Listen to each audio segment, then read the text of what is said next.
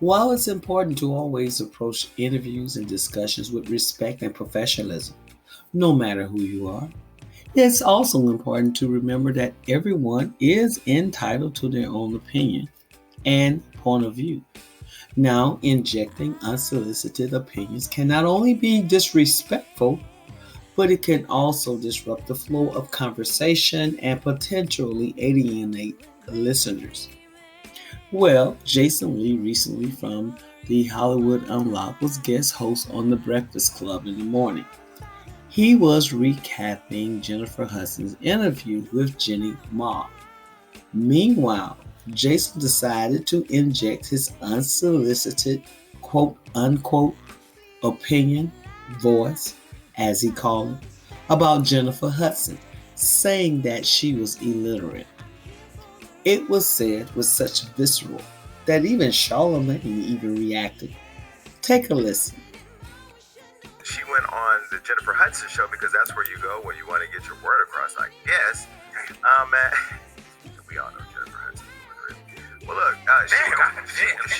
she went on the show to talk to her about whatever she wanted.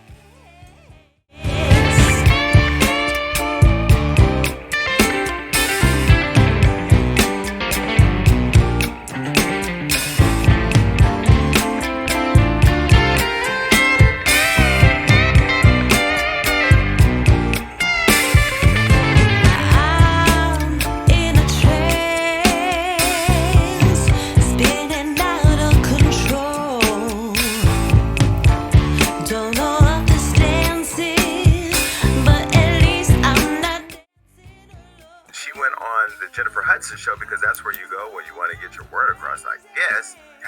Man, we all know Jennifer Hudson. Well, look, she went on the show to talk to her about whatever she wanted. When that didn't go well, he decided to issue an apology. He thought he was highlighting his accomplishment, but yet reminding us all why many can't stand him. So this made me think. He believes that he belongs in a space like hers, or even in the same space. Now, I'm not discrediting his efforts and who he knows, but don't know. But I understand that there is always enough room for talent and likability. Jennifer has the talent and, more importantly, the likability. Like I said earlier, everyone is entitled to their own opinion and point of view. It was foul of him to call her illiterate, but what she is an EGOT recipient. Yeah, that's right, an Emmy, Grammy, Oscar, and Tony. And she also has talent and likability. Listen to this and tell me if you think that this is an apology. Hey, what up? It's me, Jason. I'm here at the Healthcare Unlocked office in Miami. I wanted to do a video because yesterday I trended all day long, and there was so much conversation that happened yesterday around me trending and what I should do and should not do, and all these different people who had opinions, and I had lots of conversations yesterday. But I wanted to come here and share my thoughts because that's what I do. You know, my team wanted me to put out a statement in response to me calling Jennifer Hudson illiterate on The Breakfast Club, but I'm not one to put out statements. That's not what I do. That's not how I move. If I can put myself in a situation, I can walk myself through it by using my own face and my own voice. Because the one thing that I know for sure is that I have power. My power is my voice, my opinions, my thoughts, my free thoughts, and my ability to own my own platform. Giving me the ability to speak freely. And so I did that the other day on The Breakfast Club when I called her illiterate. And although for shits and giggles or whatever reason I did that in a real flippant way, I did feel bad when I read a lot of comments from my fans who were not happy with the word that I used. I am not a fan of Jennifer Hudson's talk show, but I am a fan of Jennifer Hudson. I've said that many times. I think she's a phenomenal singer, mother, actress. She's a beautiful black woman, but she's a bad talker. And that is my opinion. And the thing, again, that gives me power is having my voice, and I will never have that taken away. But in the same breath, when I have a voice that I've spent so much time building in terms of influence and impact, I have an award show called the Impact Awards, where I honor people who use their platforms to drive the culture forward. I have to think about my own impact in my own words. And that word illiterate was just not the right one to use. And for that, I apologize to you, Jennifer, because you didn't deserve that comment. I can still have my criticism about your show and about you as a talk show host without being mean or nasty. And so thank God for therapy and working through my stuff, because that's what helped me really look at myself in the midst of all the noise that that conversation created yesterday. That said, in apologizing for the word, I never will apologize for having opinions. I'm going to continue to have opinions. I'm going to continue to shake the internet up. I'm going to continue to disrupt the culture, but I'm also going to have humility and discernment and be very aware of the words that I use, because the delivery sometimes is what makes people miss the message. And there was another message that happened yesterday that I want to highlight, because I saw what Essence Magazine did in posting the tribute to Jennifer Hudson while I was trending. And I understand that the magazines or platforms that our grandmothers or great grandmothers like Ebony or Essence or Jet, those that are trying to keep up with the Hollywood Unlocks, have staff that try to tap into the vein of social media and kind of dig into what's trending at the time so they can go viral. And Essence did that yesterday at my expense. And I've been working with Essence leadership for the last several months, trying to figure out an intersection between Hollywood Unlocked and Essence Magazine in a partnership. And the leadership, when I say the CEO, the founder, all of us were on a call yesterday for about an hour trying to process what happened. Their love letters to Black women when they're being attacked is something that is a part of their company's social makeup. But I think that there's a conversation that this drove us straight to an intersection yesterday that we have to have. I believe that some of the most amazing women that I know that work for me, my producer who researches all of my stuff that I talk about on the podcast, and when I give my opinions, is black woman. My manager who manages social media, she's black. My attorneys, my doctors, everybody in my world that I talk to and that I get consult from are Black women, strong Black women. My sisters are strong Black women. My aunts are strong Black women. And when I think about how much I do to pour into Black women, I also can't say that I don't hear the comments that I don't support Black women or that I attack Black women. Yesterday, I thought that Essence used that opportunity to drive the culture further apart, because in uplifting a Black woman, like they often do, they also, in my opinion, shitted on a Black man, which they often do. And I believe that it was disingenuous to say you want a partnership with Hollywood Unlocked and me because of the relationships I have and the platform and power that we have at Hollywood Unlocked, but then at the same moment take an opportunity to take a dig at my expense. So we had a long conversation. And I'm sharing this with you because when I was on the phone and I was in my feelings about it all, it was a very heated conversation where I brought up the fact that the founder of Essence, who still owns it, had to step down as CEO because a lot of Black women at the company were complaining that he was toxic and that he created a toxic environment for Black women. And I was going to go online and do my thing. And I said, you know what? I think this is a great opportunity for us to have a conversation about the vulnerability of Black women as it relates to the world they live in and the experiences they have, which are real. But also the fact that every time you're criticized or that you're held accountable or somebody has an opinion about you, it's not because you are a Black woman. It may be because what you're doing. So I think to throw race in every conversation is unfair. And I think to paint a picture with broad strokes is not fair. And it was offensive that was the takeaway. But I also understand the importance of having this conversation. So me and Essence are figuring out what that looks like.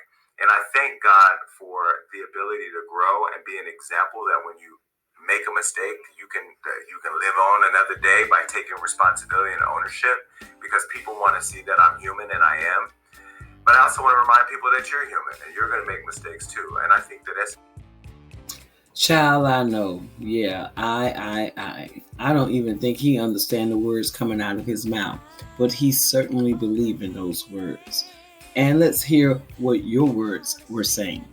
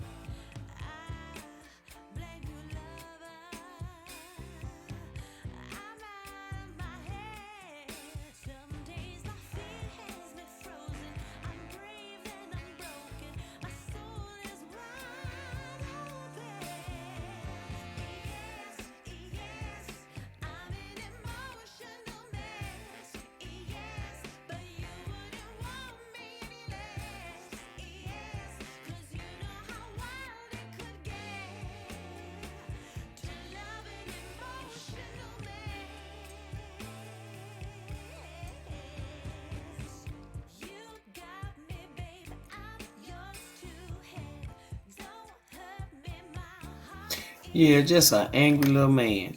If that wasn't enough attacking Jennifer Hudson, he turned his dislike towards Essence Magazine, who has been a fixture in our community long before he was ever heard of. That's how we got and still get our reliable community news. Perhaps Essence readers are not your flavor, dear, and we understand. But that's what Essence is all about, celebrating excellence, whereas you attract chaos. Hence your alleged toxic affiliation. So if Essence cut ties with Jason, that'll be okay.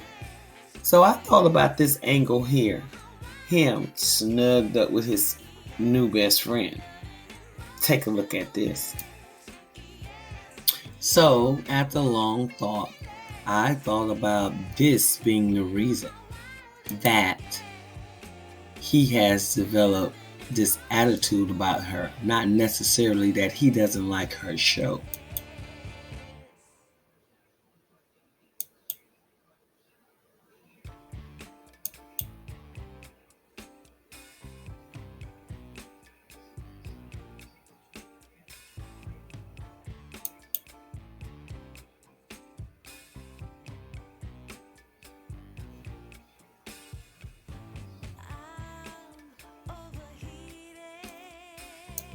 To put a picture of you and that person together and say rumored to be dating or seeing each other, and then they'll contact you. Okay, give me a name. Just give me a name of anybody that you think is cute. I forgot the dude's last name. Matthew? Oh, he's on my friend's Instagram. You know what I'm talking about? No. The former baseball player? I think he's cute. So,